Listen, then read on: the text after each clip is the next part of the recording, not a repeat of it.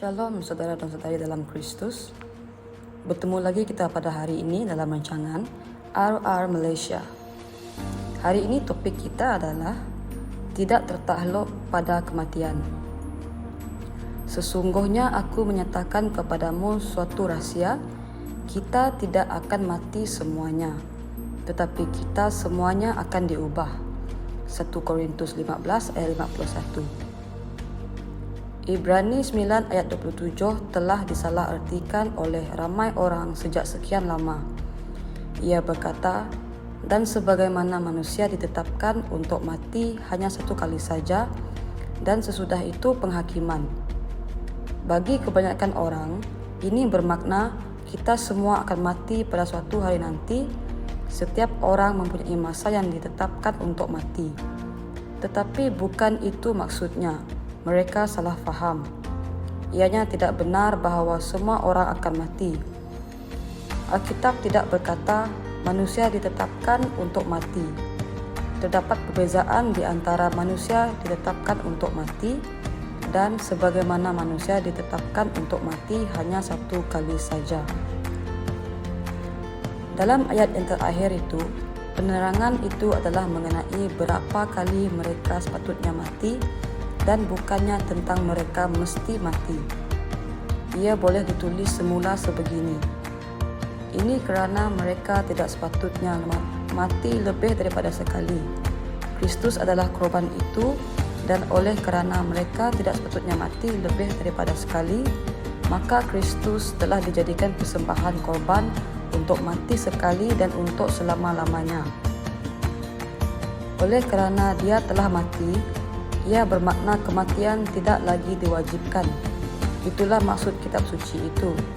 Dan bukannya bermaksud bahawa manusia mempunyai tarikh yang ditetapkan untuk mati. Kematian bukan dari Tuhan. Ia merupakan musuh. Dan ia telah dikalahkan sedang menantikan kehancuran. Kerana dia harus memegang pemerintahan sebagai raja sampai Allah meletakkan semua musuhnya di bawah kakinya. Musuh yang terakhir yang dibinasakan ialah maut. 1 Korintus 15 ayat 25 hingga 26. Tetapi sekarang telah dinyatakan oleh kedatangan juru selamat kita Yesus Kristus yang oleh Injil telah mematahkan kuasa maut dan mendatangkan hidup yang tidak dapat binasa. 2 Timotius 1 ayat 10. Apabila kamu dilahirkan semula, kamu dilahirkan ke dalam kehidupan yang kekal, tiada kematian. Sekarang kamu boleh memahami mengapa ayat Injil tema kami berkata kita tidak akan mati semuanya, yang bermakna bukan semua orang akan mati. Ia memberitahu kita bahawa semua orang tidak akan mati.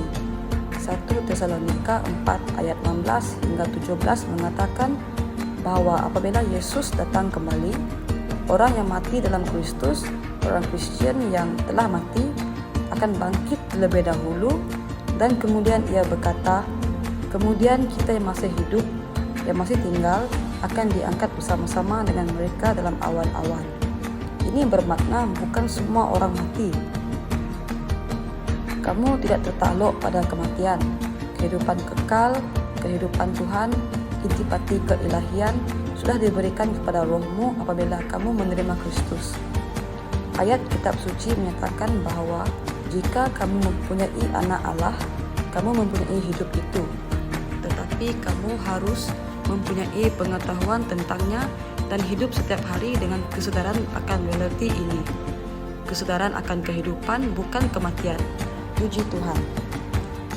Baiklah saudara, mari bersama-sama saya kita melakukan pengakuan.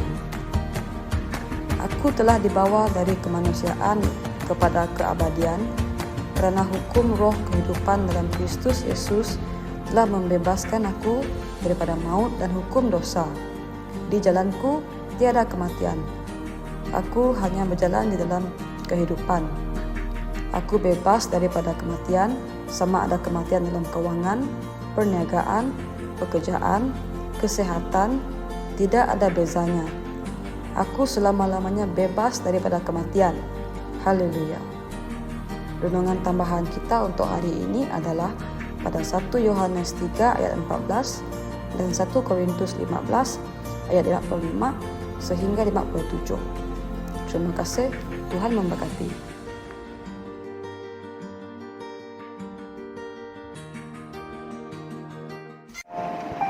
Kami percaya saudara-saudari semua telah diberkati dengan perkongsian firman dari Rhapsody Reality. Bagi sesiapa yang ingin menjadikan Yesus Kristus sebagai Tuhan dalam kehidupanmu, kamu boleh mengucapkan doa ini bersama dengan saya. Ya Tuhan Allah, aku mempercayai Yesus Kristus, Anak Allah yang hidup dengan sepenuh hatiku. Aku percaya Dia telah mati untukku, dan Allah telah membangkitkan Dia dari kematian. Aku percaya Dia hidup hari ini.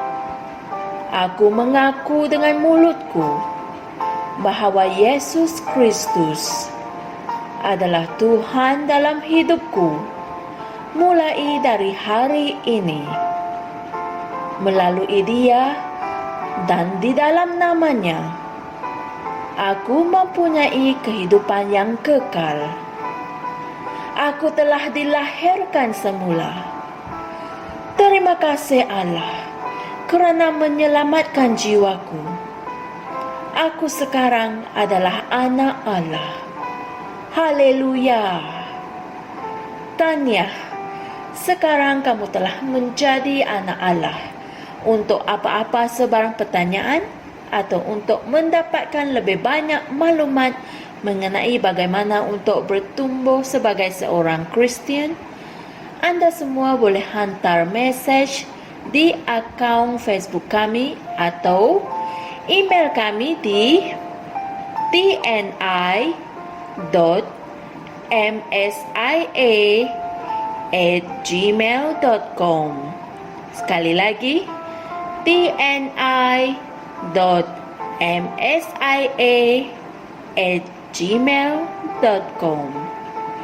Tuhan berkati Anda semua.